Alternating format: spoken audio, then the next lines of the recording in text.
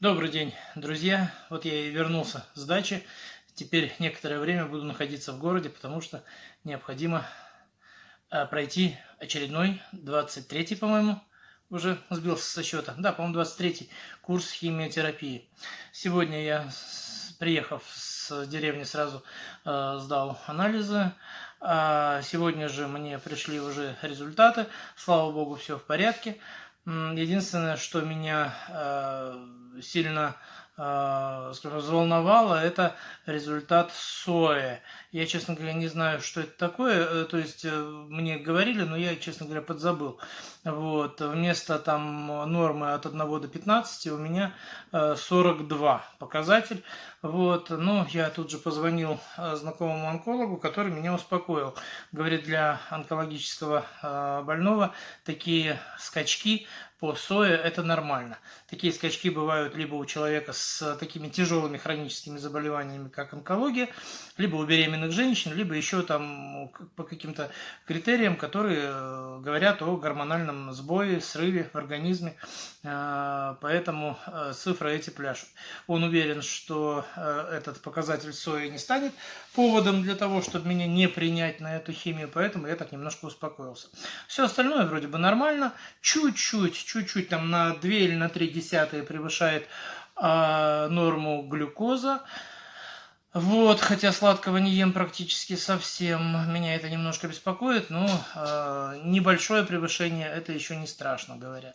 Вот, очень благодарен тем людям, особенно, ну, я не буду называть имени, фамилию, потому что человек не давал мне на это никакого права, особенно, значит, человека, работающего стоматологом, который мне после вчерашнего видео дали целый список лучших препаратов, мазей, гелей, значит, других препаратов, которыми можно обрабатывать слизистую для того, чтобы убрать вот те побочные явления, которые мне приносит моей слизистой системе организма, приносит химиотерапия.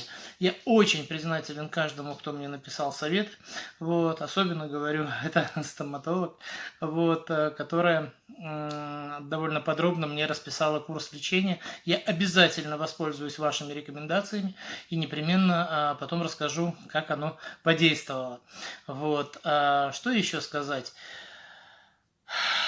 Вы знаете, когда я был совсем ребенком, я смотрел на свою бабушку, которая во время смены погоды, во время непогоды жаловалась на суставы, на то, что ноги гудят, и никак не понимал, как погода может зависеть на самочувствии человека. Теперь знаете, как прекрасно понимаю. Ой-ой-ой, ой-ой-ой, как понимаю.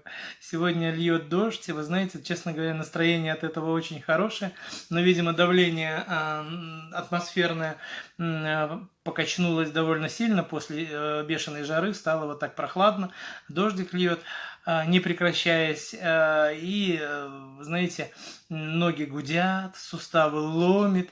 Думаю, боже ж ты мой, сначала я это соотнес с химиотерапией, потом думаю, да нет, когда была погода жуткая, жара была, и даже когда сильные морозы были зимой или еще что-то вот в этом духе, так не болели ноги, они болят именно тогда, суставы и, значит, сами по себе кости как будто ломит, когда погода меняется. Вот на стыке этих погод оно и происходит. Дальше вроде бы успокаивается и становится все нормально. Я так надеюсь, что сегодня я еще немножко потерплю, завтра будет все нормально. Завтра я пойду за благословением от терапевта и от онколога к очередной химии, а послезавтра на химию.